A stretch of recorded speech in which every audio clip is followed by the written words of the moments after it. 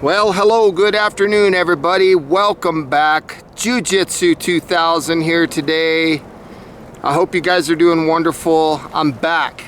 Got an interesting video for you today. I want to talk about Alone the Beast, Season 1, Episode 5, Swamp of Suffering.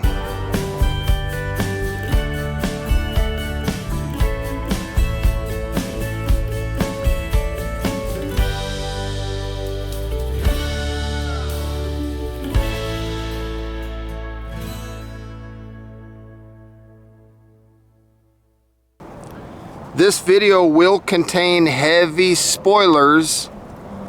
Let's get started. We have three new people. We have Rick, Hudson, and Jason. So Rick's 39 years old from Arkansas. They are in a new location. They're in the Louisiana swamp, and the kill that they come upon is an alligator. Now Rick says alligator is an incredibly powerful animal. I got my notes here. There's millions of years of evolution, and the alligator is basically unchanged. The skin is thick and tough. I don't have a blade. I don't know how we're gonna handle this. It's 86 degrees out Fahrenheit with a humidity level of 88%.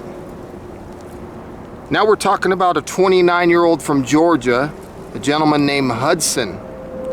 He says, we've got to get this out of the sun, get it processed before it starts to spoil.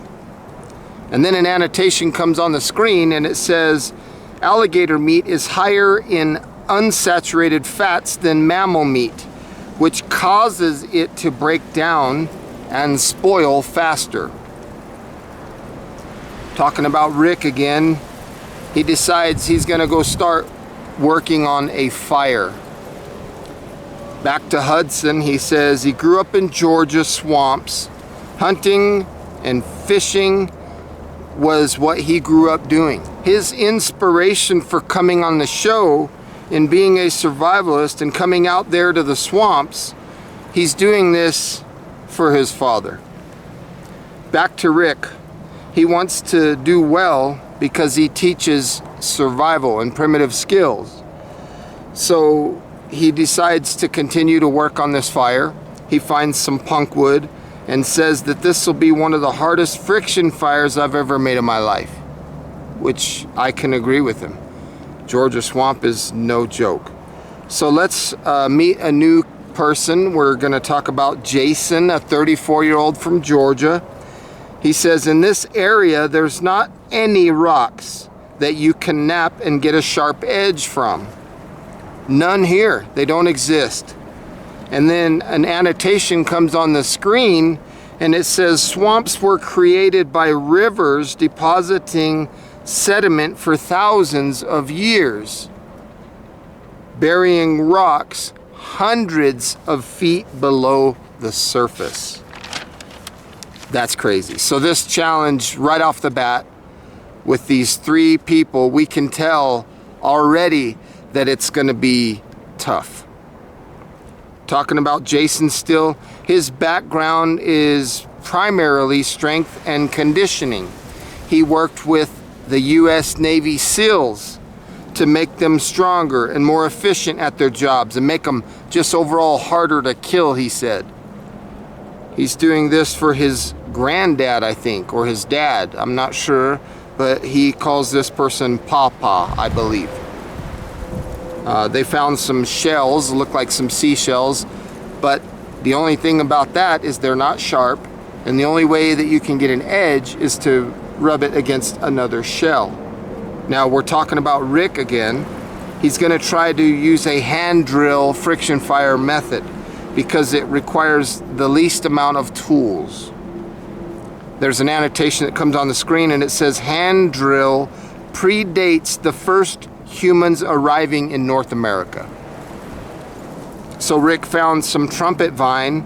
He decides that that's soft enough and he's going to use that as his hearth board. His spindle that he chose is goldenrod. It's got a pithy center. And when I saw him showing that to the camera, to me it reminded me of something like mullen, which is very popular here in the Southwest for friction fire by hand drill. So I was excited about the candidate that he chose. His choice in a hearth and his choice in the spindle were very good choices in my opinion. Talking about Jason, they're having trouble. They can't even get the gator's body open to remove the internals. They need a better cutting tool. And there's no rocks like we had already talked about. And the shells, they're trying to use the shells, but they're just not working. This gator skin is like really thick, and they're about to strike out on cutting tools. So he mentions something that I've never heard of. He mentions what he calls a reed knife. I've never heard of that before. I think it's cool.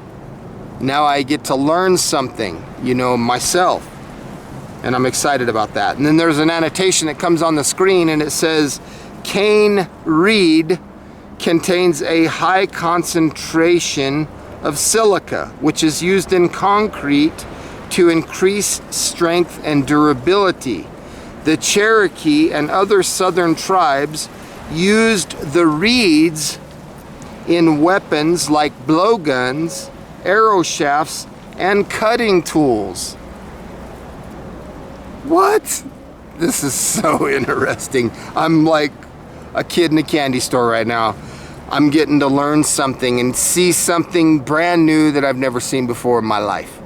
And this knowledge is going to help give me ideas to store away in the back of my mind in the event that I ever need them. So they're using the reed, and even though it's very fragile, it's working. They got their first cut into the gator, and they're starting to open up the body cavity. And I'm looking over there, the show turns to Rick, and he already has a coal.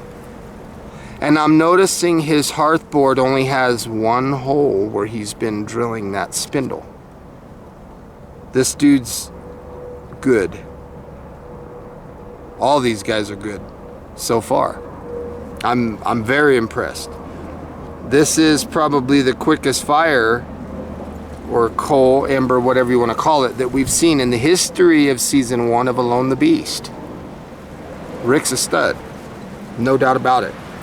And Rick says, fire is elemental for us. It's our special skill. It's the first thing, or the one thing rather, that we hold over the rest of the animal kingdom. Very crazy. Jason and Hudson are starting to make progress on the alligator. One guy's kind of pulling the skin back, and the other one's cutting a little bit. They're laying the meat that they cut on palm leaves, which is smart. You know, they're not putting it in the dirt or anything. They got leaves to set it on, so very cool. And Jason says alligators are incredibly strong animals. They're super resilient. Their hides are tough. The muscle in their tail is so strong. Even after they've separated parts of the meat off the alligator, you can still see the muscles twitching in the pieces of meat. It's crazy. The meat wants to move and reacts to getting poked when they poke it with a stick. Crazy. He said it's an incredible creature. And then there's another annotation that pops up on the screen, and it says the slower metabolism of cold-blooded animals preserve the organs and nervous system long after death, allowing them to continue to react for hours. And I think there's cases where lizards and stuff would lose their tail, and the tail would sit there and wiggle while the lizard scurries away. And the fact that the tail was sitting there wiggling kept the predator on the tail, because it thought that that was still alive while the lizard took off. You know, I've seen examples of that. Hudson is very thirsty. He wants water.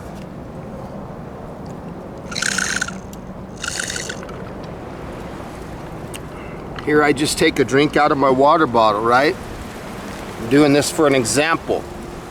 This water bottle, we always take for granted.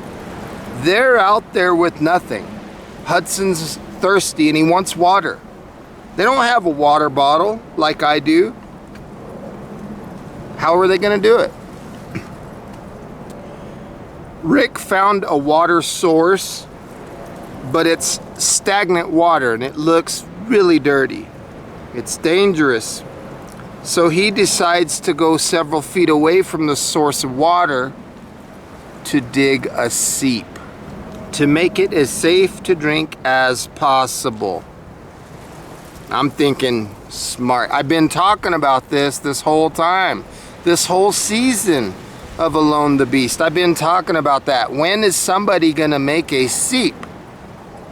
Rick just did it. So I'm so excited. You know, he's gonna let the earth be the filter. Now the water that he can drink out of the seep is still risky, but it's way less risky than the water, the source water, right? There's an annotation that comes on the screen and it says a seep is a hole dug in the ground near a water source. Water flowing into the hole is filtered by the soil. And Rick says, I have no idea if the water's going to be any good or not, but we really don't have a choice. I like Rick. The dude's honest and he's a straight shooter. He kind of appears to me like a military guy, but I don't know. I don't know anything about his history, but he kind of has that aura. So does Jason. They both kind of have that almost military kind of vibe about them. Rick takes a drink of the water and it looks dirty, but again, like he said, it is what it is. Hudson and Jason, they want to cut the esophagus off of the alligator, and believe it or not, with a reed they were able to cut through the esophagus and eventually the whole head off of the alligator with reeds. I'm just blown away. The reeds are working. Obviously it's a very slow going process, but it's working and I'm blown away. I've never seen anything like that ever. It's crazy. There's an annotation on the screen and it says, during the 19th century, southeastern tribes were discovered using gator jaw bones as knives. It's crazy. Back to Rick. He says drying the meat is much better option for long-term use because it's less susceptible to getting bacteria in the meat. He builds a drying rack and they decide to hang the meat on it. They're gonna get some smoke onto this meat. There's a lot of bugs, so smoke is good to keep the bugs off of the meat. They're all sitting around the fire now and they're eating supper, alligator meat. Rick wants to sleep right there where they are. They don't have a shelter yet, but he wants to stay there in an effort to protect this meat because that's the only resource that they have out there. And he wants to protect that meat from predators, meaning other alligators. And then there's an annotation that comes on the screen and it says alligators are opportunistic predators eating almost anything available, including other alligators. They decide to put the gator head in the coals of the fire to cook it, and they're gonna check it in the morning. Day 2, the alligator head is gone. It's all char. It burnt. They didn't expect that to happen. They just lost a very valuable resource from a decision that was something I would have probably done too, but it's gone. They didn't expect it to be that bad. They realized that it's a resource lost, so they decide to make shelter. They're looking for good location to make it. And there's an annotation that says this area of the swamp gets 65 inches of rain a year, which is more than double the US mainland average. Jason He's looking for an area that already has things in place that exist in nature so that he doesn't have to build so much. Hudson is tired, he's miserable, he's getting the shakes, he didn't get no sleep. He said he's been working hard and he's tired of the swamp already. It's day 2 still. Hudson's already tired. Rick and Jason are building a shelter. Hudson found a bunch of cattails for cordage. Rick feels like Hudson is starting to check out mentally. Day 3, 45 degrees out, there's clouds in the sky. It appears that rain is coming. They're going to use palm leaves as the roofing material, and Hudson tells them that he thinks it's time for him to head out. Crazy. He's been taking a beating, he says, and Rick tells him, I think you can hang, bro. He says, I'd love to stay and talk with you, Hudson, but that firewood ain't going to carry itself. And he gets up and there's work to do. There's work to do. Jason didn't really say much to Hudson. Hudson tapped out. Hudson says, I grew up in the swamp, but this swamp right here is complete hell. Hudson fires the flare, and he says, I don't know how they're going to make it a whole month out here. The swamp's nothing to play with, but I'm rooting for them 100%. Rick, he says, we know rain's coming. It's a race against the clock right now because at some point our luck's going to run out. I didn't come out here to tap out. Man, doesn't that sound familiar? That sounds like something I would say. So during the night, it's really windy, it's raining, there's thunder. Waking up to day 4, raining, 54 degrees outside. Jason is soaking wet. He's concerned about hypothermia. There's an annotation that comes on the screen. It says hypothermia occurs when the body's core temperature falls below 95 degrees Fahrenheit, blah, blah, blah, right? We all know that. It's a medical emergency that can lead to death if not treated promptly. And that's where my thoughts kick in. When you talk about survival and you're talking about the rule of 3s, 3 days is water, but before that is 3 hours of extreme exposure. So that's why they're saying that. Shelter is crucial right now. Getting that thing getting dry and staying out of the water and staying warm. So their camp's flooding. If it keeps coming, they're going to be laying in a puddle. 15 hours of rain so far. They're digging trenches around the shelter in hopes that the water will flow away, but there's nowhere for the water to go. The water's flowing away and then it comes right back. Now it's 18 hours of rain, and they notice rather, that the meat is getting wet, and that's a huge concern. That's what's the whole point of drying the meat, you know? They can't afford for the meat to get wet. Day 6. They got a window in the rain. They got good weather finally again. The gator carcass is gone. They're wondering what could have carried off that gator carcass. That thing's like 75 pounds. Another alligator possibly, they're thinking. Now the night sets in and they're dealing with cold temperatures and 45-mile-an-hour winds. Crazy. The shingles are blowing off. You know, the shingles, the palm leaves are blowing off of their shelter. Tough night for these guys. Day 7, 45 degrees outside, and they find a tree that has fallen partially. It's not all the way down, but it's a widowmaker, so they're concerned about that. They're afraid that it could come down on them. So they decide to move and build a new shelter. They don't want to risk being under a widowmaker. So they go to the new location. Jason wants to build a wiki-up type shelter. Very steep walls like a teepee. Annotation comes on the screen and it says, steeply angled shelters help protect southeastern native tribes from the rain. So they built a new shelter on day 7, and from what I can see, it looks solid. Day 13, wow, that's a big jump. Jason wants to use the alligator hide to make a bag or a container. There's an annotation on the screen and it says Seminole tribe members hunted alligators using torches and spears. After skinning the animal, they would dry the hide. Day 15, Rick lost 12 pounds so far. Jason lost 10 pounds. Jason says he feels lethargic. He wants to collect cattails for food. He said it's a good food source of starch and carbohydrates.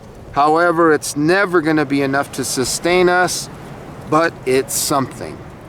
Smart. I think he's smart. Jason sees a rabbit and he has a stick in his hand. So he creeps up to the rabbit really quiet and he pounces on this rabbit. He doesn't throw the stick, he like whacks the rabbit with the stick. And it's a short stick, like 18 inches, like an Eskrima stick or something. He just murders this rabbit. Like, Jason's a stud. I'm like, holy crap. He said, that's the first time I've ever done that in my life. So they're skinning the rabbit. Him and Rick are excited. They're gonna eat tonight. And while Jason's skinning the rabbit, he sees that the rabbit has worms. And he tells Rick, dude, I don't think we're gonna be able to eat this rabbit. Look at this, it's full of worms. There's an annotation that comes on the screen and it says, infection from worms and the bacteria that they carry is prevalent in the swamp. In extreme cases, the infection can be fatal. So we're moving forward to day 18. We're talking about Jason. He said, last night it was cold. I burned a lot of firewood. And he decides that he's gonna go get some wood. And what does he see? A black snake, a cottonmouth. One of the most dangerous snakes in the swamp. Jason knows that it's extremely risky to tamper with this snake because it could create problems if he gets bit by it. But he decides to go for it because they're hungry. They need protein. Rick tells him, hey, we got to cut the head off. Jason got the snake, obviously. Rick says we got to cut the head off to make it safe. And I agree. And then an annotation comes on the screen and it says, there are 7 species of poisonous snakes in the swamp. The glands that contain the venom are located only in the head of the snake. So they eat supper. They skin the snake and they eat protein. A lot of little bones in it. But they get some calories. Moving forward, it's day 23. Guess what? They just ate the last pieces of alligator meat that they had. So they're 7 days away from extraction, from leaving, and they don't have no more food. Day 25. Rick decides to make cordage for snares, and he uses a sapling for a spring pole. He wants the cordage to be waxed, so it'll be slippery. So it'll be smooth and not get hung up in the event that he catches something in his snare. So he uses the rancid alligator fat. Remember, it got wet, that the food that they lost, he's using that fat to do this. And I noticed his cordage. It looks good. He's made cordage many times before. You can clearly see it in the quality of cordage that he's produced. That's just my opinion. Moving forward, day 26, Jason makes a cattail torch. So he's got the end of the cattail and he's soaked that in rendered alligator fat. And he's using that as a torch for light at night because there's a lot of creepy crawlies and stuff in the swamp and they don't want any surprises. So it's kind of cool that they have light that can be moved around, mobile, you know. Day 28, Rick's gonna go check his snare. He's running on fumes. He said he's out of energy. And guess what? He caught a rat. He said, it's not the most appetizing food, but I'm grateful for whatever we can get. So they decided to put the rat on the coals of fire and kind of roll it around. They haven't gutted the rat yet. And an annotation comes on the screen and it says, rats carry more than 35 dangerous diseases that jump the species barrier to humans. Rick used the alligator vertebrae to skin the rat. So he had a bone. And they ate it, and they said that it didn't taste too bad. Moving forward, day 30. They're both ready to go. Rick, he said, this experience will be incredibly valuable for me going forward as a teacher of primitive skills. I don't know many instructors who walked into the wilderness with nothing but the clothes on their back and lived for a month. He said, the knowledge that I've gained, and I'll be able to share this with my students, this is huge for me. And then Jason says, I wanted to prove to myself that I could do this. This is confirmation that I've done what it takes and that I have what it takes to persevere. Endurance and some hardship. I do think that my papa would have been proud. And Jason's starting to get emotional here. He said if he could look down on me at this, he'd definitely have a smile on his face. Rick shoots the flare, and then Rick says, a long time ago, and this next part is so interesting. He says, a long time ago, I heard somebody say that as long as you don't give up, you can never lose. You either win or you learn. And in the swamp, I've learned a lot. Man, now that last part that Rick talked about, I'm kind of wondering if he's a jiu-jitsu practitioner, because we say that a lot to our students in jiu-jitsu. You either win or you learn. It's crazy. And I also tell my guys in jiu-jitsu or in anything in life, you can fail your way to success. Don't quit. Keep going. Fail your way to success. And that's pretty much the same concept of you either win or you learn. Just don't quit. Crazy. This was an excellent episode. All these guys were tough. They were rock stars. And I'm curious, at the very end, how much weight in total did Rick and Jason lose? It didn't tell us. So that's all I got for today. Again, this is episode 5 of season 1 of Alone the Beast. I hope you guys enjoyed this commentary. Please feel free to leave your comments down below. Like this video, share it. Please give it traction. And if you like what you're seeing on my channel, I'd appreciate it if you'd hit that subscribe button, click that notification bell. And until next time, again, thank you for stopping by. I love you all. We'll see you then. Bye for now.